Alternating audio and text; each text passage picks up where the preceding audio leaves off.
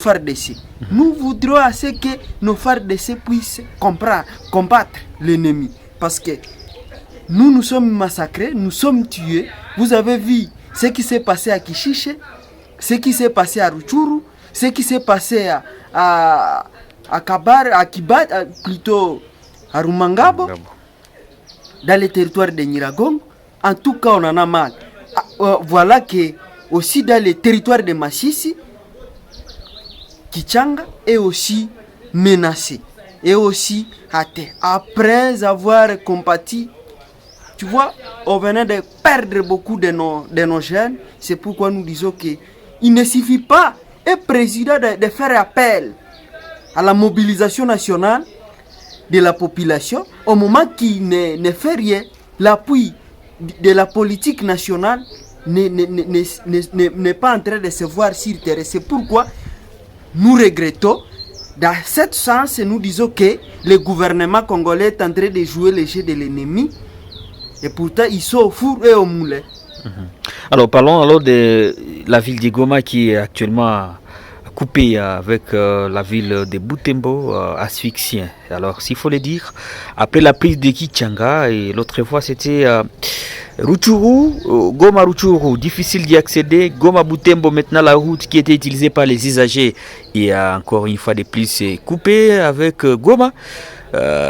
Suspension du trafic. Quel impact sur les plans socio-économiques et quelle est votre crainte? Parce qu'aujourd'hui, on s'approvisionne seulement avec les biens nos vivres venus du Rwanda, un pays agresseur. Donc, il faut déjà comprendre que à Goma aussi, nous sommes en insécurité alimentaire, voire même d'agresseurs du M23, parce qu'il faut maintenant savoir que Goma est asphyxié. Nous sommes enfermés dans une chambre où il n'y a pas de porte d'entrée et de sortie. Alors comment on va maintenant trouver des aliments? Donc nos enfants, la population va mourir de faim. Et que le gouvernement est à place qui est censé de sécuriser la population, mais ne fait rien. On les voit en train de se distraire. Les militaires donnaient des vaccins, l'administrateur, plutôt le gouverneur, ici à Kibumba, dans le cas de Kibumba, plutôt de Kanyaruchini. Nous, ce n'est pas ça notre volonté. La volonté de la population, c'est de voir sécuriser et aussi protéger l'intégrité territoriale. Rien que ça. Parce que lorsque cette intégrité territoriale sera sécurisée, à ce moment-là, on va maintenant cultiver nos champs. On aura l'accès de récolter nos maïs à Ruchuru, nos pommes de terre à Kibumba. Mais actuellement, on n'a plus cet accès. Donc, nous vivons dans une difficulté qui ne dit pas son nom. Donc, il y a une main noire dans tout ce qui se passe dans le Kivu. C'est pour cette raison que nous montons notre voix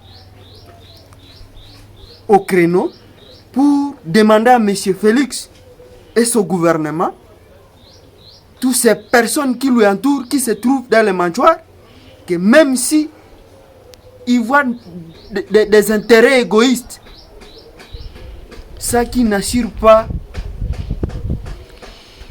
l'intérêt social de la population.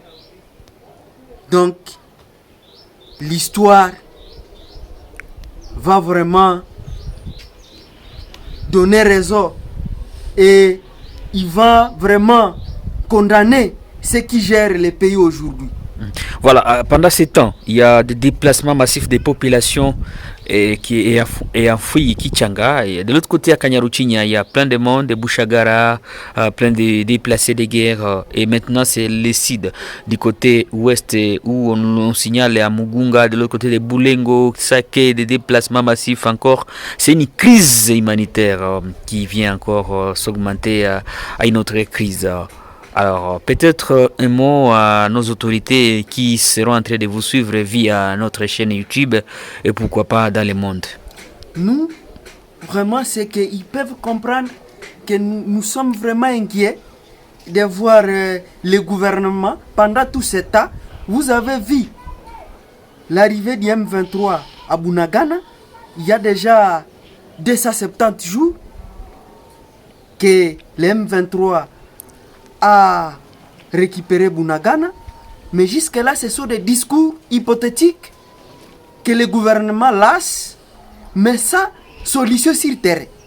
Nous voudrions à ce qu'ils puissent attaquer le M23 sur terrain et qu'on puisse assister aux résultats.